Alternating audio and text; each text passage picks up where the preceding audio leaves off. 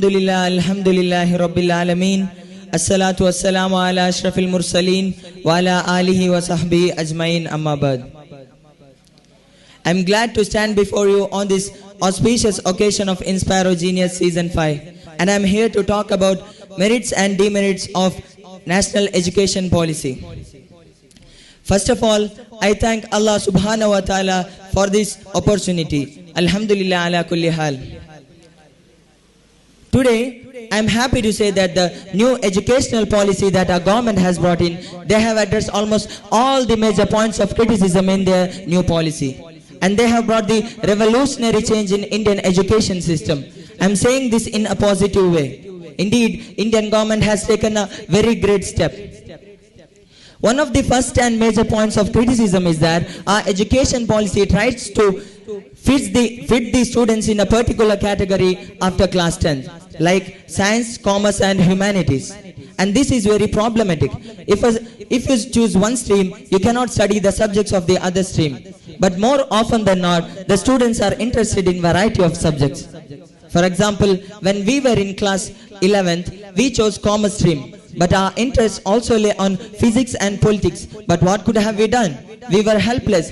Having opted for the commerce stream, we could not study the subjects like physics and politics. But now the government has changed this.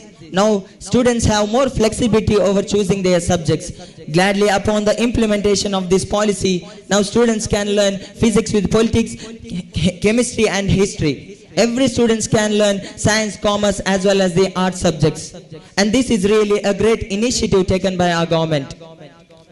As a student of the old syllabus, I feel really very jealous of this policy. You guys are lucky, you have more choices, but we were compelled to choose amongst the three.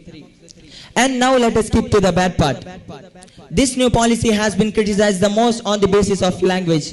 This policy reads that wherever possible, the medium of instruction should be given till class 5th and preferably till class 8th and more will be in their home language, local language or regional language. And this is really problematic. If a student shifts from one state to another, the language would become a barrier for his education. And who is going to bear the responsibility for his education? And this would restrict the movement of people from one state to another. And it is also written in this policy that no language would be forced. But in my opinion, it is important to give priority to English. Because today, English in a way has become the global language of communication worldwide. No matter which place you come from, no matter which state you come from, no matter which country you come from, no matter which continent you come from, it is important to know English. If you want to do anything in an international platform, it is necessary to know English. Finally, some points of criticism said that this policy is very theoretical. It does change things theoretically, but to implement them practically in real life is going to be a very long drawn and difficult process. Because there are so many government schools and colleges where there are no teachers and no sound infrastructure. And this seems hard to happen because all these changes being brought superficially are very extremely difficult to implement in reality. Lastly, in my opinion, this is a legit point of criticism, and it is to be seen how much of these policies are implemented and what changes are being brought in the ground level in reality. That's my time. Thank you one and all.